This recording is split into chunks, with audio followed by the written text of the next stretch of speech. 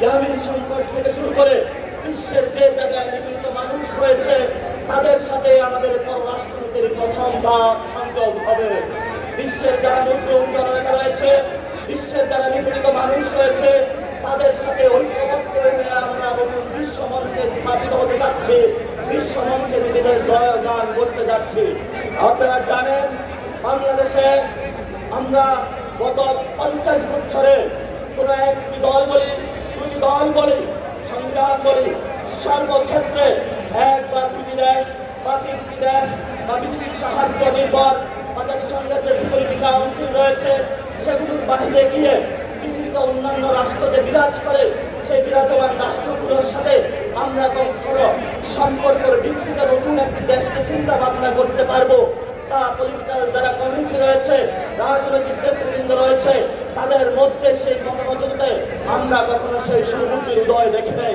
আমরা নতুন বাংলাদেশের জন্ম দিতে চাই বিশ্বমঞ্চে, যেখানে নিপীড়িত মানুষের সাথে সংযোগ হবে, আমাদের সার্বভৌমত্ব নিয়ে, আমাদের অধিকার নিয়ে, আমাদের নতুন নতুন বয়ান নিয়ে বিশ্বের যেই সিকিউরিটি কাউন্সিল হোক, যেই কোনো মডেল আসুক, যদি আমাদের অধিকার প্রশ্ন, আমাদের ন্যায্যতার প্রশ্নে তারা কোনো কথা বলতে চায় তা ভিত্তিতে আমরা কোনো আপোষ নয়।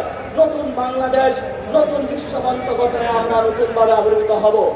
সংগ্রামী জনতা এবং উপস্থিতি, আপনারা জানেন দক্ষিণ এশিয়াতে আমরা একটি জাতিগত বৈষম্যের মধ্য দিয়ে যাচ্ছি। এখানে দলিতদেরকে নিপীড়ন করা হয়েছে, মুসলমানদেরকে নিপীড়ন করা হচ্ছে, বাঙালিদেরকে নিপীড়ন করা হচ্ছে, বিভিন্ন জায়গায় যারা জাতিগোষ্ঠী রয়েছে তাদেরকে নিপীড়ন করা হচ্ছে।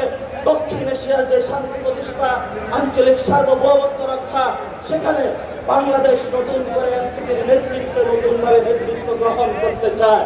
সর্বশেষ যে কথাটি বলবো, আমরা একটি ন্যায্যতা এবং সমতা, মিউচুয়াল রেসপেক্টের ভিত্তিতে একটি ফরেন পলিসি চাচ্ছি। আমরা কোনো দাস ভিত্তিক ফরেন পলিসি চাচ্ছি না। এবং আমাদের যে ভাইয়েরা বিদেশে ডায়াসপোরার মধ্যে রয়েছেন, বিদেশে চাকরি করছে বাইরে এবং বাংলাদেশে রেমিটেন্স পাঠাচ্ছেন, আমরা সেখানে একটি কাব্যিক ভাষায় বলবো। কবি বলেছিলেন, যেখানেই বসন্ত তোমার সেখানেই সীমান্ত আমার। আমরা বলবো, যেখানেই বাঙালি আমার, যেখানেই মুসলমান আমার, যেখানেই বাংলাদেশিরা আমার, সেখানেই সীমান্ত আমার।